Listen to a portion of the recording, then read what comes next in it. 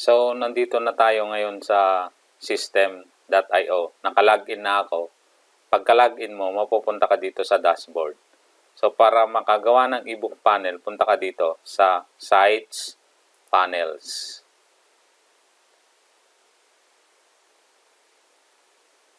Tapos, gawa ka lang pag wala ka pa. So, ito yung ginawa ko.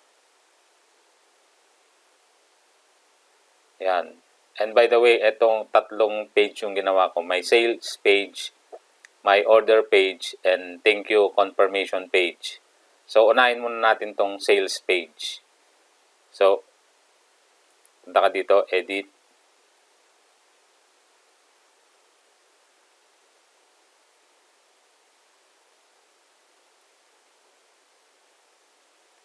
So, ito kasi yung gusto kong ibenta sa target audience ko. Kaya, yan, nilagay ko yan dyan. Tapos, ito, naglagay din ako ng headline dito. And yung button to purchase. And then, ito, naglagay din ako ng ganito para sa benefit nung bibili. Yan. Tapos, ito yung kung ano yung content inside nung book. And, ito, benefits ulit sa target audience. And, para kanino yung libro. Tapos, ito, nilagay ko dito yung price and money back guarantee. Yan. Tapos, final call to action. Yun yung nilagay ko dito sa sales page. Ngayon, punta naman natin yung order page. So, ito ulit, edit.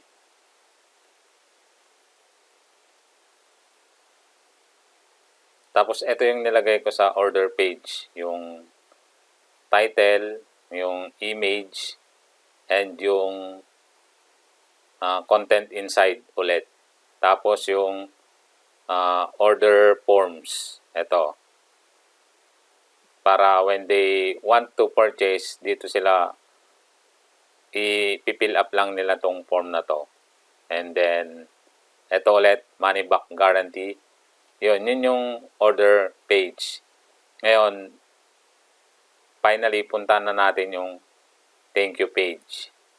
Tapos, ito ulit, edit. Ayan, ito simple na lang yung nilagay ko dito. Yung congratulations, tapos paano nila makukuha yung order nila, and pag may question sila, contact info yung nilagay ko. So, yung back-end, share ko sa iyo yung back-end para when someone purchase yung ebook, ma-deliver mo yung order. So, ang unang ginawa ko dito, punta ka dito sa assets and courses. Yan. Tapos, maggawa ka lang kung wala ka pa. Tapos, eto kasi yung dito nila da-downloadin yung ebook pag nag-order sila. So, yan. Punta tayo dito. Inside.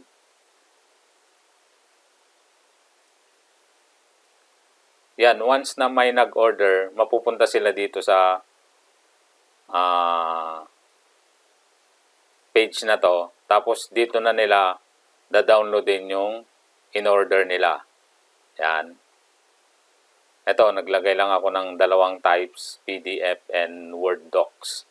Normally, yung iba, PDF lang yung binibigay. Pero, sinare ko na rin yung Word file.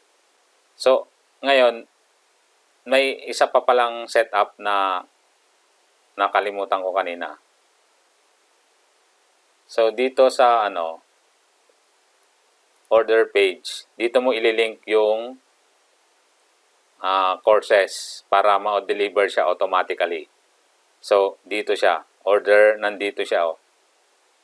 Digital product yung i-deliver, yung title, and yung type, which is yung course, and full access para ma-deliver immediately yung order.